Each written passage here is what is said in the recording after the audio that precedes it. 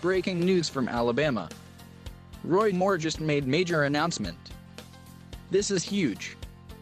Alabama Republican Senatorial hopeful Roy Moore is keeping the dream alive for supporters in the hotly contested Alabama Senate race against Democrat Doug Jones. Moore told his base the battle is not over despite President Donald Trump and others calling on him to concede. Moore lost to Jones on Tuesday night by some 20,000 votes, 650,436 votes, or 48%, to 671,151, or 50%. Moore is not ruling out asking for a recount in his failed bid for the U.S. Senate though, but that does not mean it will happen or even be allowed in this instance. Moore sent a fundraising email to supporters asking for contributions to his election integrity fund so he could investigate reports of voter fraud, telling supporters, "I also wanted to let you know that this battle is not over." On Tuesday, Jones was announced as victorious by about 20,000 votes, or 1.5% according to unofficial returns. But Moore has not yet conceded the heated Alabama race to fill the seat that previously belonged to U.S. Attorney General Jeff Sessions. Moore has refused to concede the race to Jones, saying he will wait until all provisional and military ballots are counted and the race is certified.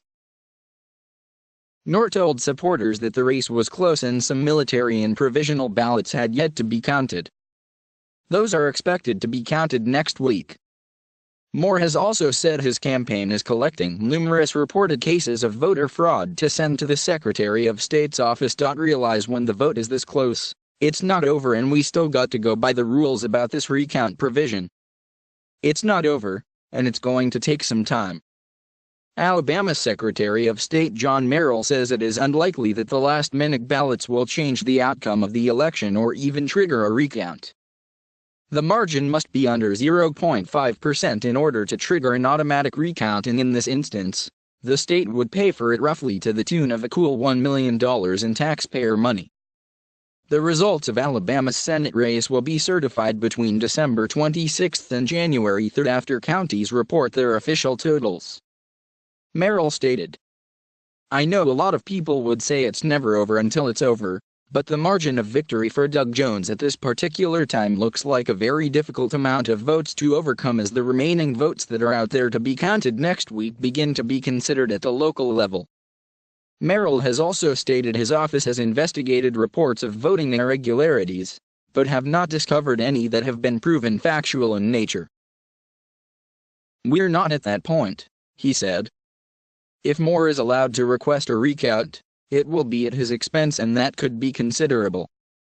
Merrill told Fortune the cost of recount would be between $1 million and $1.5 million and the total amount must be put up when the request is made. Moore's most recent financial report showed he had about $636,000 cash on hand. It's also unlikely the Alabama Republican Party, which backed Moore even after the national GOP temporarily suspended its support, would be willing to help fund a recount. Alabama Republican Party Chairman Terry Lathan issued a statement after Jones win, saying the race is over. "While we are deeply disappointed in the extremely close U.S. Senate election results, with our candidate Judge Roy Moore, we respect the voting process given to us by our founding fathers," Lathan said. However, it is important to note that Merrill and others are missing that there were some rather significant irregularities in the Jones/Moore senatorial election in Alabama, as just even a cursory search of the internet reveals. According to mainstream left-leaning Newsweek, thousands of felons registered to vote in this senatorial election.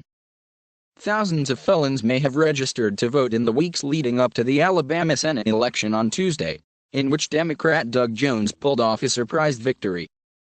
Pastor Kenneth Glasgow, who spearheaded the effort, said on the November 27 registration deadline that at least 5,000 to 10,000 people statewide had registered that month. "I've got people all over the state registering people," Glasgow, who is president of the Ordinary People Society, TOPS, advocacy group, told AL.com at the time. "With my TOPS branches in Tuscaloosa, Birmingham, Montgomery, Enterprise, Dothan, Abbeville, Geneva, Gordon, Bessemer, we have a lot." But according to Merrill, that's not worth noting. Then there was the 11th-hour court order that gave election officials the green light to not preserve electronic ballot records which would form the basis for any recount effort in the first place. According to the left-leaning Guardian, a court in Montgomery, the state capital, issued an injunction on Monday afternoon ordering election officials around the state to preserve digital images of the ballots cast by Alabama voters in the hard-fought contest between controversial Republican Roy Moore and Democrat Doug Jones.